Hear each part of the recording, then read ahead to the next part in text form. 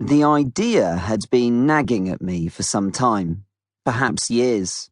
Thinking back, the first time I really had it in my head that it might be something for me to try was in the summer of 2007. The Alps race, which takes place once every 2 years, took place that year, and I toyed with the idea of entering. I wasn't really serious, though, at least not then.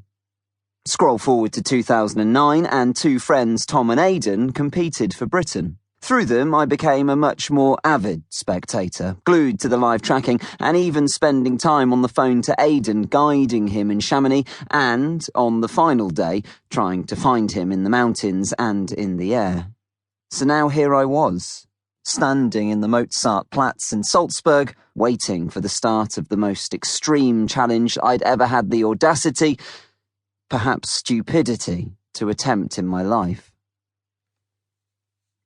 We'd spent the week preceding this moment at the race HQ, going through equipment checks, briefings, press conferences, and our own final preparations.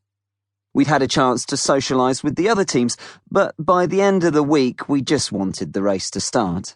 The we was my dad and I, Team GBR2, in the race frequently billed as the world's most extreme.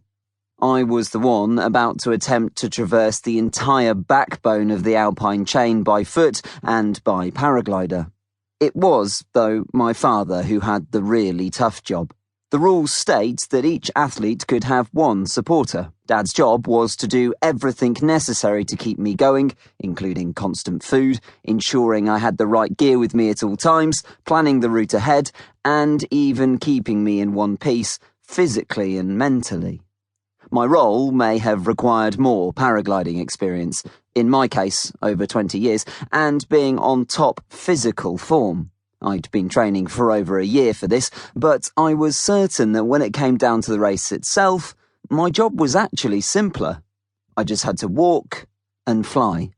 Dad had to think. That morning had started early with a final race briefing from Hans Arch, race mastermind and well-known pilot from the famous Red Bull Air races. In a short speech, he talked to us about respect, that he understood what it was like to be a competitor, but nevertheless, in this race more than any, there was a need to respect the race and our own safety. It was appropriate and timely. The road through the centre of Fouchel was practically blocked with team vehicles, crowds of people, and the coach, clearly borrowed from the Salzburg ice hockey team, the Red Bulls, that was to take us to Salzburg. Toma Kokania, probably the most famous competitor, being one of only 2 people to compete in this race since its inception in 2003, was being cheered and filmed by throngs of avid fans from his home country of Romania. Meanwhile, I made my way quietly onto the bus and sat patiently for the day to get going.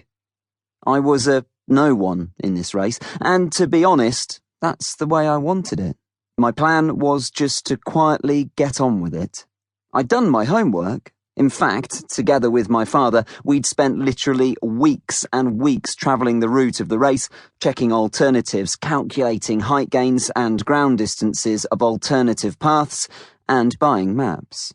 Lots of maps. The race is 862 kilometres from start to finish. At least, that is if you follow the straight line between the compulsory turn points spread across Europe's most famous peaks. The reality would, of course, be different. Not even a paraglider can cross the Alps in a straight line, and to complete the race, we were more likely to cover double that. When you've been waiting for something for so long, when it actually comes, it's almost a surprise. And so, with a few minutes to go, we shouldered our packs and wished each other good luck. In this race, every competitor has to carry their paraglider, harness, helmet, reserve parachute, emergency flare, and instruments with them at all times. For a normal pilot, this gear would weigh around 20 kilograms. We are not normal pilots. Our gear is specially made or adapted for this race, and most of us are carrying around 10 kilograms. My pack was 9. The crowd started counting down along with the announcer, and suddenly I realised this was it. We were really going to get started. 5, 4, 3. As we got closer, all I could feel was relief at the waiting finally being over. 2, 1, bang.